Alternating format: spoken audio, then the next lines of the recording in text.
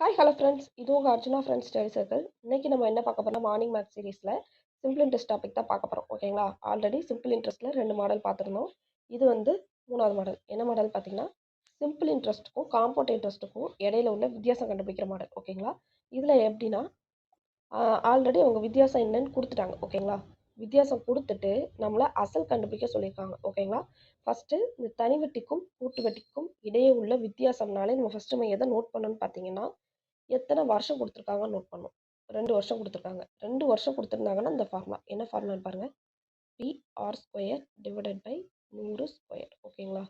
இதுதான் தனி வட்டிக்கும் கூட்டு வட்டிக்கும் இடையே உள்ள வித்தியாசம் கண்டுபிடிக்கிறதுக்கு ஃபார்முலா. அதாவது n வந்து 2 வருஷமா இருந்துச்சுன்னா, வருஷம் வந்து 2 வருஷமா இருந்தா. ஓகேங்களா?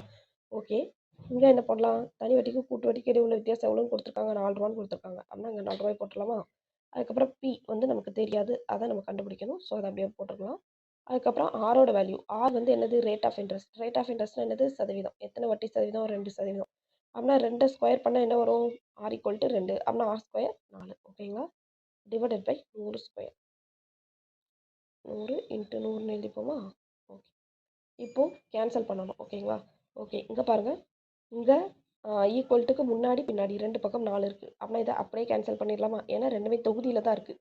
நம்ம ஈக்குவல்ட்டுக்கு இந்த சைடு 2 சைடும் பார்க்குறோம். ரெண்டுமே தொகுதியில் இருந்துச்சுன்னா அப்படியே கேன்சல் பண்ணிடலாம். தொகுதியிலையும் கேன்சல் பண்ண முடியும். பகுதியிலையும் கேன்சல் பண்ண முடியும். ஆனால் கிராஸாக கேன்சல் பண்ண முடியாது. ஓகேங்களா? ஈக்குவல்ட்டுக்கு இந்த சைடு. ஓகே. அப்படின்னா இந்த நாளையும் கேன்சல் பண்ணிடலாம். இப்போ நமக்கு என்ன கிடைக்கும்? P டிவைடட் பை 100ஐயும் மல்டிப்ளை பண்ணால் எவ்வளோ வரும்? அப்படியே அந்த 1 4 0 அப்படியே போட்டுக்கலாம். அப்படின்னா 10,000 வரும். Equal to 1. இப்போ P டிவைடட் பை 10,000ன்னு இருக்குது. 10,000 வகுத்தலில் இருக்குது. இந்த ஈக்குவல்ட்டுக்கு இந்த சைடு போவையில் என்ன போகும்? பெருக்கல்ல போமா? அப்படின்னா பியோட வேல்யூ எவ்வளவு? 10,000. ஓகேங்களா? P equal to 10,000. ஓகேங்களா? ஓகே. இதான் ஆன்சர். அப்படின்னா ஆப்ஷன் சி தான் சரியான விடை. ஓகேங்களா?